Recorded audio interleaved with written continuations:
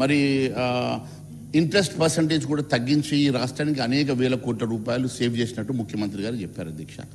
మరి చేసినేమో బాధ్యత అంటారు అధ్యక్ష. మీరు వాళ్ళు 11% వడ్డీలోకి తీసుకొస్తే దాన్ని 4%, 7% తీసుకొచ్చి వడ్డీలు తగ్గించి ఈరోజు మీకు రెవెన్యూ ఇచ్చే ఎఫ్ఆర్బిఎం దాటి మీరు లోన్లు తీసుకొస్తే ఇప్పించినాం అధ్యక్ష. ఆఫ్ బారోయింగ్ తీసుకొస్తే ఇప్పించినాం అధ్యక్ష. మీకు ఆర్ఎన్బిలో డబ్బులు కావాలంటే ఇప్పించినాం అధ్యక్ష. రైల్వే కావాలంటే ఇప్పించినాం అధ్యక్ష. మీకు ఏది కావాలంటే అది ఇచ్చిన తర్వాత కూడా ఈరోజు మీకు చేతగాక మీరు చేయలేక ఈరోజు మరి నేను మంత్రి గారిని అడుగుతా ఉన్నాను. మంత్రి గారు మీరు బీసీ వెల్ఫేర్ మినిస్టర్గా ఈరోజు ఒక బీసీ మంత్రిగా మీకున్న పోర్ట్ఫోలియో ఏంది అధ్యక్ష? జిమ్మలు, కోళ్ల పెంపకాలు. మీరు మంచి పోర్ట్ఫోలియో అడగొచ్చు కదా అధ్యక్ష. ఇది ఏం అధ్యక్ష? మీరు బీసీ సార్ మేము స్ట్రాంగ్గా we take offense in his statement, Adhyaksha. Every portfolio is important. All portfolios are important. Sir, you are criticizing the people who ekes a livelihood on these portfolios, Adhyaksha. Ye vapas తీసుకోవాలి అధ్యక్ష. ఒక BC మంత్రి గారిని పట్టుకొని దానిపై ఆధారపడి ఉన్న లక్షలాది మంది జనానికి సంక్షేమానికి ఆలోచన చేస్తా ఉన్న మంత్రి గారిపై ఆధారపడిన ప్రజలందరినీ కూడా ఇదంతా కూడా ఆ విధంగా మాట్లాడటమే అధ్యక్ష. మహేశ్వర్ రెడ్డి గారు తప్పకుండా సభకు క్షమాపణ చెప్పాలి. ఈ రోజు పోర్ట్ఫోలియోల విషయంగా ఇంత చులకన మాట్లాడుతూ ఉన్న సందర్భంలో వారు ఖచ్చితంగా క్షమాపణ చెప్పాలి అధ్యక్ష. ఏ పోర్ట్ఫోలియో కన్నా ఇది ఇంపార్టెంట్ పోర్ట్ఫోలియో, అది అన్ఇంపార్టెంట్ పోర్ట్ఫోలియో ఉంటుంది అధ్యక్ష. ఏం అధ్యక్ష, ఏం మాట్లాడుతున్నారు అధ్యక్ష? ఈజ్ దేర్ ఎనీ మీనింగ్ అధ్యక్ష? కోళ్ళని అంటున్నాడు సార్. కోళ్ళ మీద ఆధారపడి ఉన్న పరిశ్రమలు కానీ ఉపాధి పొందేవారిని కానీ దానికి సంబంధించిన ప్రొఫెషన్లో ఉన్న వారు అందరికి సంబంధించిన వాటిపైన కూడా అంత చులకన ఎందుకు అధ్యక్ష? వారికైతే మహిళల పరంగా చులకన, మీరంటే ఓబీసీల పరంగా చులకన. ఏంది అధ్యక్ష? ఏంది ఇది? ఎవరి గురించి మాట్లాడుతూ ఉన్నారు? ఓబీసీలు అంటే కూడా లెక్కలేదు ఇరుకు. ఏంది అధ్యక్ష? అధ్యక్ష, శ్రీధర్ బాబు గారు చాలా తెలివిగా సబ్జెక్ట్ని డివైడ్ చేసే ప్రయత్నం చేస్తూ ఉన్నారు. స్వయంగా ఈరోజు ఈ ఫిషరీస్ మినిస్టర్ గారే నాకు ఇచ్చిన పోర్ట్ఫోలియో ఏందని చెప్పి మీడియా వాళ్ళతోటే నేను ఏం పని చేయాలా, నాకున్న లిమిటేషన్స్ ఏందని చెప్పేసి బాధపడ్డటువంటి అంశం మాత్రం చెప్తా ఉన్నాను. నేను ఒకటే విషయం తెలియజేస్తా ఉన్నాను అధ్యక్ష. 42% ఇతనే బార్ క్యూ సార్ హమారా తో ఆన్సర్ సునియే అధ్యక్ష. రాంగ్ అధ్యక్ష. నేను మీడియాలో కూడా స్పష్టంగా చెప్పడం జరిగింది అధ్యక్ష. నేను చిన్ననాటితనంలో ఏ కష్టం చేసినో, నేను చిన్నప్పుడు ఏ కష్టాలు పడి పైకొచ్చినో అదృష్టం చూడండి, నాకు ఆ పోర్ట్ఫోలియో రావడం ఆ డిపార్ట్మెంట్స్ డెవలప్మెంట్ చేయడానికి భగవంతుడు ఇచ్చిన ఒక అవకాశంగా మార్చిన అధ్యక్ష. నేనేమంటున్నా అధ్యక్ష 100% అధ్యక్ష. ఒక ఫిషర్మెన్ కమ్యూనిటీకి ఈ 72 ఏళ్ల స్వతంత్ర దేశంలో ఫిషర్మెన్ కమ్యూనిటీకి సంబంధించిన ఆ కులానికి సంబంధించిన వ్యక్తికి చేపల శాఖ రావడం ఇది మొదటిసారి అధ్యక్ష.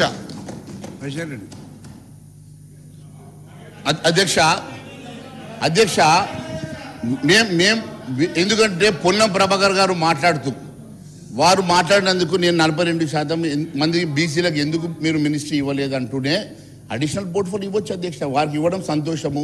వారికి ఆ పోర్ట్ఫోలియోతో పాటు ఈరోజు వారికి అడిషనల్ పోర్ట్ఫోలియో మరి ఎడ్యుకేషన్ ఉన్నది. వారు మంచి చదువుకున్న వారు ఒక క్రికెటర్, వారు రంజీ ట్రోఫీ ఆడినటువంటి ఒక క్రికెటర్, ఒక మంచి చదువుకున్న వ్యక్తి. వారికి ఎందుకు ఎడ్యుకేషన్ ఇవ్వద్దు అధ్యక్ష? వారికి ఎందుకు హోమ్ ఇవ్వద్దు అధ్యక్ష? రెవెన్యూ ఎందుకు ఇవ్వద్దు అధ్యక్ష? వారికి ఒక మంచి పోర్ట్ఫోలియో ఇస్తే తప్పేమున్నది? అడిషనల్ పోర్ట్ఫోలియో ఇవ్వచ్చు కదా, తప్పేమున్నది అధ్యక్ష? మేము అడిగేదంటే తప్పేమని ఉన్నదా అధ్యక్ష? ఈరోజు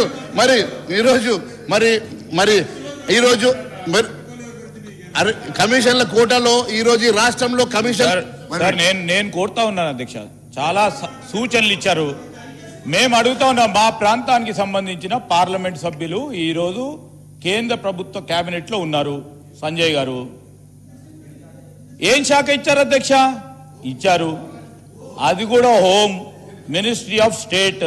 కేబినెట్ మంత్రి ఎందుకు ఇవ్వలేదు?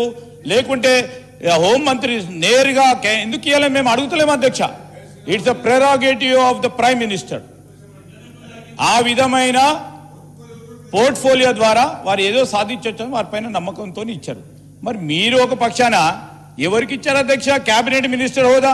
ఇక్కడ ఉన్న బలహీన వర్గానికి సంబంధించిన మీ పార్లమెంట్ సభ్యుడికి, మా కరీంనగర్ పార్లమెంట్ సభ్యుడికి మీరేమిచ్చారని అడుగుతా ఉన్నాము మహేశ్వర్ రెడ్డి గారిని. ఈరోజు ఈ భారతదేశంలో గత చరిత్రలో ఎన్నడూ లేనని విధాన్ని ఈరోజు హైయెస్ట్ నంబర్ ఆఫ్ బీసీలకు మంత్రి పదవి ఇచ్చి హైయెస్ట్ క్యాబినెట్ మినిస్టర్స్ ఇచ్చినటువంటి ఏకైక ప్రభుత్వం భారతీయ జనతా పార్టీ ప్రభుత్వం అధ్యక్ష. ఈరోజు ఈ రాష్ట్రంలో అవినీతి కుంభకోణాల గురించి మాట్లాడగానే 3 మంత్రులు లేచారు అధ్యక్ష. ఈ రోజు అవినీతి మీద మాట్లాడుతున్న సందర్భంగా వారు జీర్ణించుకోలేక 1 గారు 2 గారు 3 మంత్రులు అడ్డుకునే ప్రయత్నం చేస్తా ఉన్నారు. ఎందుకంటే అవినీతి కుంభకోణాల మీద వీరికి మాట్లాడడానికి ఇంట్రెస్ట్ గా లేదు కాబట్టి ఈ రోజు నన్ను ఆపే ప్రయత్నం చేస్తా ఉన్నారు అధ్యక్ష. ఈ రోజు ఏ పరిస్థితి ఉంది రాష్ట్రంలో అంటే అధ్యక్ష, ఏ కాంట్రాక్టర్లు అయితే ఈరోజు గుళ్ళు బడులు కట్టారు, ఏ కాంట్రాక్టర్ అయితే రోడ్లు వేశారో ఆ కాంట్రాక్టర్ల బిల్లుల కోసం ఈరోజు ఉప ముఖ్యమంత్రి ఛాంబర్ ముందు కూర్చొని బైఠాయించి ధర్నా చేసే దుస్థితి రాష్ట్ర ప్రభుత్వంలో ఉన్నదంటే గతంలో ఏ రోజు లేని విధంగా ఈ రాష్ట్ర ప్రభుత్వం ఉన్నది అధ్యక్ష. ఇది వాస్తవం కాదని అడుగుతా ఉన్నాను అధ్యక్ష. ఈరోజు ఒక విషయం చూస్తే అధ్యక్ష, ఈరోజు మంత్రుల మధ్య మంటలు, నేను దాని గురించి లోతులకు వెళ్ళను అధ్యక్ష. ఎందుకంటే అది అందరికీ తెలుసు అధ్యక్ష. ఒక మంత్రి గారి కూతురే ఈరోజు ఒక ముఖ్యమంత్రి గారికి మీదనో మాట్లాడిందనో లేకుంటే మంత్రుల మధ్య కొట్టాడనో దాని గురించి నేను మాట్లాడను అధ్యక్ష. ఎందుకంటే అది అందరికీ తెలిసిన అంశం కాబట్టి నేను ఆ విషయాలలో మాట్లాడిన అధ్యక్ష. ఈరోజు ఒక మంత్రి గారి పిఎన్ బంధుకు ముందర పెట్టుకొని గన్ను ముందర పెట్టుకొని మాట్లాడినటువంటి దుస్థితి రాష్ట్రంలో ఏర్పడ్డదంటే ఇంతకన్నా దుస్థితి ఏమున్నదని చెప్పి నేను అడుగుతా ఉన్నాను అధ్యక్ష. ఈరోజు నిజాయితీకి తావులేదు అధ్యక్ష.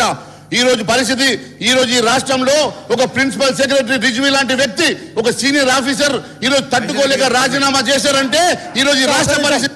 అధ్యక్ష, ఇవాళ బీసీల గురించి చెప్తున్నా ఆయన. రాష్ట్రంలో ఒక బీసీ అధ్యక్షుడు ఉంటే తీసేసి అప్పర్ క్యాస్ట్ ఇచ్చిన ఆయన కనీసం ప్రతిపక్ష హోదా కూడా బీసీకి ఏనోళ్ళు బీసీల గురించి మాట్లాడుతున్నారు. ఇవాళ మా బీసీ బిడ్డ ఒక మంత్రి అయితే శాఖను మంత్రి తక్కువ చేస్తున్నాడు అంటే గొర్రెలు బర్రెలు అంటే అంత చులకనా? ఒక కేంద్రంలో ఉన్నటువంటి 8 మంది ఎంపీలు రాష్ట్రం నుంచి మేము కడుతున్నటువంటి పన్నులు కనీసం రాష్ట్రానికి ఇవ్వకుండా వాళ్ళకు సంబంధించిన రాష్ట్రాలకు పెద్దపీట వేసి తెలంగాణకు మొండి చేయించి ఇలా మా గురించి మాట్లాడుతున్నటువంటి ఆయన నాయకుడు ఒక బీసీ మంత్రి గురించి కూడా ఆయన మాట్లాడింది వాపసు తీసుకోవాలి. రాష్ట్ర అధ్యక్షుడు ఒక బీసీ బిడ్డ ఉంటే ఓర్వలేక ఎలక్షన్లప్పుడు బీజేపీ బీఆర్ఎస్ పొత్తు కోసం ఇలా ఒక బీసీ బిడ్డను తొలగించినటువంటి బీ పార్టీ మా కాంగ్రెస్ పార్టీ గురించి మాట్లాడే నైతిక విలువలేదు. ఇలా మా ముఖ్యమంత్రి రెడ్డి బిడ్డ ఉన్న బీసీల కోసం 42% ఇలా ఉద్యోగ ఉపాధి రాజకీయాల్లో అవకాశం ఇచ్చిండు. మొన్న సర్పంచ్ ఎలక్షన్లలో, మొన్న మున్సిపల్ ఎలక్షన్లో జనరల్ స్థానంలో కూడా బీసీలకు పెద్దపీట వచ్చింది కాంగ్రెస్ పార్టీ. ఇలా మా రాహుల్ గాంధీ ఆలోచన మా ముఖ్యమంత్రి ఇలా తెలంగాణ భారతదేశానికి కూడా మొదలైంది. ఇలా మీ మోడీ గారు మన రాష్ట్రాన్ని ఆదర్శంగా తీసుకొని ఇలా జలగణలో కులగన పెట్టిండు. ఇది ఆదర్శం కాదా భారతదేశం తెలంగాణ? మా ముఖ్యమంత్రి ఇలా భారతదేశానికి ఆదర్శంగా 1931లో కులగణన అయితే మొన్న మా రాష్ట్రంలో కులగణను ఇలా మీ మోడీ ఆదర్శంగా తీసుకుంటూ దీన్ని మీరు పరిగణన తీసుకోవాలి. ఇలా మా ప్రతిపక్ష నాయకుడు మాట్లాడిన మాటలను ఒక బీసీ మంత్రి మీద మాట్లాడిన వాపసు తీసుకోవాలని చెప్పి నీకు సభ ముందు డిమాండ్ చేస్తున్నా అధ్యక్ష. ఈరోజు అధ్యక్ష సబ్జెక్ట్ మాట్లాడుతుంటే మీరే డివైడ్ చేస్తున్నారు. 4 సార్లు 5 సార్లు లేస్తున్నారు. ఈరోజు అధ్యక్ష బీసీ అంశాన్ని పొన్నం ప్రభాకర్ గారు లేవనెత్తారు. నేను మరి వారి మంచి పోర్ట్ఫోలియోలు, వారు చదువుకున్న వాళ్ళకు మంచి పోర్ట్ఫోలియో ఇవ్వడం తప్పేముంది, మంచి పోర్ట్ఫోలియో ఎందుకు ఇస్తలేరు అన్నాను, అది మాట్లాడాము. దాన్ని పక్కన పెడితే ఈరోజు నేను కుంభకోణాల మీద అవినీతి మీద మాట్లాడితే ఇంతమంది లేచి మీద పడితే ఎట్లా అధ్యక్ష? వీరికి కుంభకోణాల మీద అవినీతి మీద మాట్లాడాలంటే వారు తట్టుకోలేకపోతుండ్రు అధ్యక్ష. ఈరోజు నేను ఒకటి అడుగుతా ఉన్నాను, ఈరోజు ఎందుకోసం మరి దాని మీద ఆన్సర్ చేయండి. నేను చెప్పిన దాంట్లో ఒక ప్రిన్సిపల్ సెక్రటరీ రిజ్వీ లాంటి సీనియర్ ఆఫీసర్ ఎందుకోసం రాజీనామా చేయాల్సి వచ్చింది అధ్యక్ష? మీ పద్ధతి చూసి తట్టుకోలేక రాజీనామా చేస్తే దాని గురించి ఎందుకు మీరు మాట్లాడతలేరు అధ్యక్ష? ఈరోజు ఒక హానెస్ట్ ఆఫీసర్, ఒక సిన్సియర్ ఆఫీసర్ కూడా ఈ రాష్ట్రంలో నిజాయితీగా పనిచేసేటువంటి పరిస్థితి లేదంటే ఇంతకన్నా దౌర్భాగ్యం ఈ రాష్ట్రంలో ఇంకొకటి ఉన్నదని మాత్రమే నేను అంటున్నాను అధ్యక్ష. ఈరోజు చట్టసభల్లో అధ్యక్ష అప్పర్ హౌస్, లోవర్ హౌస్ ఉంటుంది. కానీ తెలంగాణలో ఇంకోటి కూడా ఉంది అధ్యక్ష, కరప్షన్ హౌస్ అధ్యక్ష. ఈరోజు 3 హౌజులు అయిపోయినాయి అధ్యక్ష ఇక్కడ. ఈ కరప్షన్ హౌస్ దాటుకుంటేనే ఎక్కడికైనా వెళ్ళే పరిస్థితి ఉన్నది అధ్యక్ష. ఈ రోజు నేను చెప్పేటువంటి పరిస్థితి ఒకసారి ఆలోచన చేయండి అధ్యక్ష. ఈ రోజు సీనియరు సిన్సియరు హానెస్ట్ ఆఫీసర్లు ఈ రాష్ట్రం నుంచి తప్పుకునేటువంటి దుస్థితి ఎందుకు ఏర్పడ్డదో దాని మీద మీరు ఒకసారి మేధోమథనం చేసుకోవాల్సిందిగా నేను సూచిస్తా ఉన్నాను అధ్యక్ష. ఈరోజు మరి ఒకవైపు భూ కబ్జాల పర్వం అధ్యక్ష, సామాన్యుడు సొంతింటి కళ ఈరోజు వాళ్ళు ఎంతో కష్టపడి కట్టుకున్నటువంటి ఇండ్ల అధ్యక్ష బుల్డోజర్లతో కూల్చేస్తా ఉన్నారు. ఈరోజు